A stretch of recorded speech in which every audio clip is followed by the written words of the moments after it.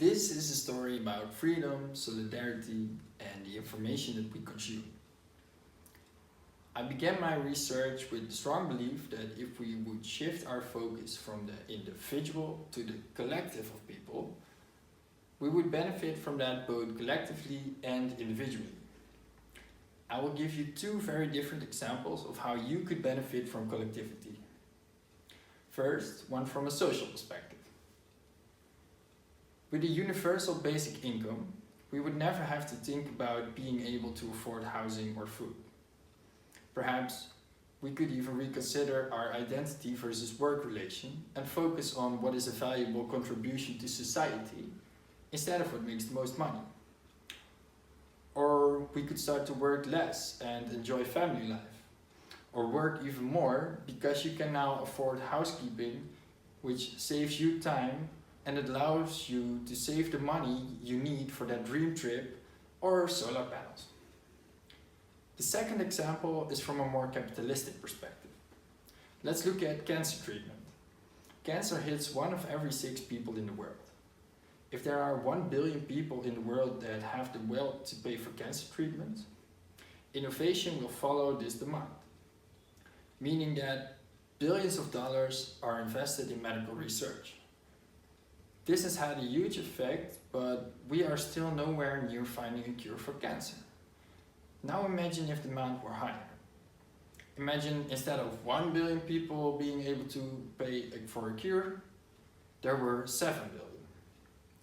Imagine how far medicine could have been developed if we invested 7 times the money in curing cancer. I think you get my point. I saw my belief in collectivity as a strong plea for solidarity, a way of looking out for each other in order to create a future in which the heaviest loads are carried by the strongest shoulders. Nevertheless, I learned that solidarity means a lot more than I thought it did. But what exactly is solidarity? Solidarity literally means a consciousness of fellowship and willingness to bear the consequences. In the light of the societal challenges we face today, like the situations around the coronavirus and the Black Lives Matter movement, solidarity means to support others not just financially, but even more so by putting your arm around those in discomfort. And even though you're not hit yourself, fight with those who got hit, because we do not accept for our peers to get hurt. We are in the middle of highly tumultuous times, and there is a lot of so-called evidence that is both endorsing and contradicting the idea that in times of crisis, we as humans tend to choose for what is right, and not just for ourselves. However, even though I'm not sure of what is true, I believe that now is the moment for change. As Drift, the Dutch Research Institute for Transitions, states, structural society changes are not just the process of emerging new initiatives, but also the defeat of existing systems. Well, we see old systems around us sit on their knees. Take factory farming, for example.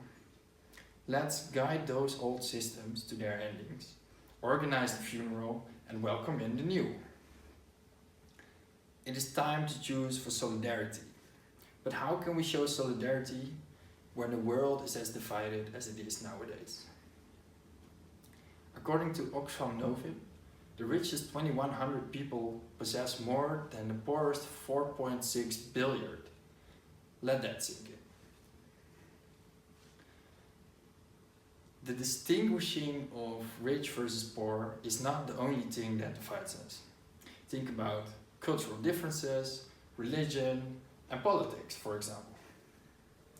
We are extremely divided in how we perceive the world, and according to psychologist Jules Hense, this is a humane reflex. He explained to me that people perceive the world through their own paradigm, the so-called pink glasses.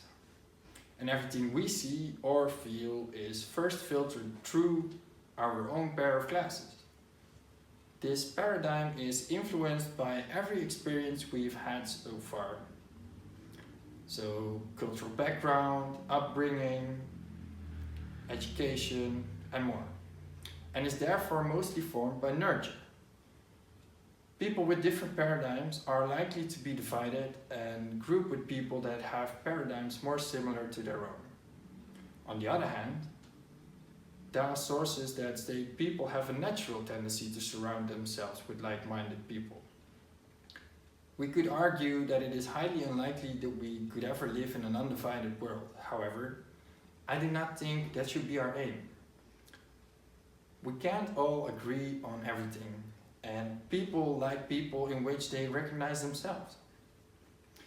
Nevertheless, if we believe in solidarity for a better future, we need them to come together and cooperate. But that remains a challenge. The problem is that it has never been easier to form and share opinions based on very little knowledge. We are highly focused on finding our authentic self and distinguish ourselves as an individual. What makes me special? What is my unique selling point? And which beliefs and actions fit therewith? As a result, we have created a situation in which we have a tremendous amount of individual influence on the information that we consume. As a consequence, we feed ourselves in our own perceptions of the environment. We do not consume objective information and become numb for differentiating opinions. As long as the vision rules, it remains hard to show understanding to the other and to leave space for the other to be himself and have his own opinion. We live in our own bubble and slowly slip deeper in our own perception of the world with self-set boundaries. This relates to the concept of confirmation bias. Confirmation bias is the term for accepting a story uncritically if it confirms what we would like to be true, and we reject every story that contradicts it. Meaning that we are so protective of our own theory that we do not consider any contradicting theories. Just like, even if smoking was bad for your health, you would still see one smoker who lived until 100. And for the smokers in our midst, what would you rather believe? Most people are too afraid of testing their own story because they do not want to prove their own theory wrong. Moreover, the confirmation bias plays an important role in the idea that we live in a post-truth society.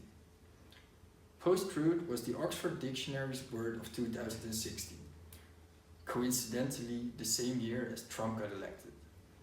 And it is about situations in which objective facts have less influence on the public opinion than emotional or personal convictions.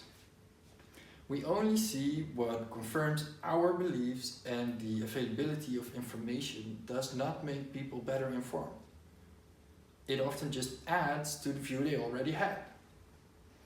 Russian author Leo Tolstoy explained it this way: the most difficult subjects can be explained to the most slow-witted man if he has not formed any idea of it already. But the simplest thing cannot be explained to the most intelligent man if he is firmly persuaded that he already knows.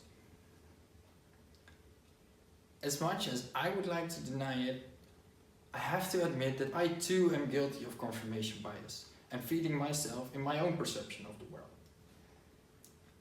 Are you not? I read newspapers which promote the values that best fit with mine. I do not watch the evening news or RTL Boulevard. And on social media I follow Rutger Bregman, but not Thierry Baudet.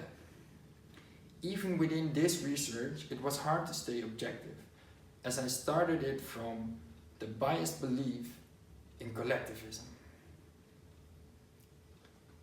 Anyway, I think it is important to look beyond your own frame of reference and stimulate people to become more broadly informed. More specifically, try to understand different perspectives on societal matters. As Covey stated in his 5th habit of highly effective people, seek first to understand, then to be understood. But how can I use my background as a social innovator towards solidarity? social activist Deborah Friese distinguishes 4 roles we could play in provoking societal change. I recognize myself most in the role of the illuminator. In her words, that's a storyteller that makes visible the choice that we have and shines light on the efforts of initial action takers. I would like to focus on finding a way to start the dialogue towards mutual understanding and the collaborative creation of a better future. More specifically, use my social innovation background in order to create interventions into public life that reimagine individual, group, and institutional behavior. I began my research with the strong belief that if we would shift our focus from the individual to the collective of people, we would benefit from that both collectively and individually. And I still believe this. However, I've learned that in order to strive for a solidarity society, we first need to look beyond our frame of reference and try to understand each other. Thank you.